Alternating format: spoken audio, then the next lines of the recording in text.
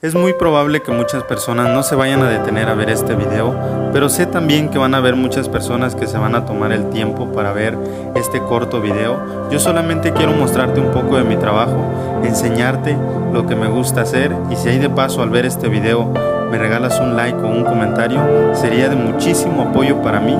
Y si no lo haces, de todas maneras estaré muy agradecido porque te hayas tomado el tiempo para quedarte a ver los pocos minutos que dura este video. Si te quedaste hasta el final de este video, de verdad muchísimas gracias.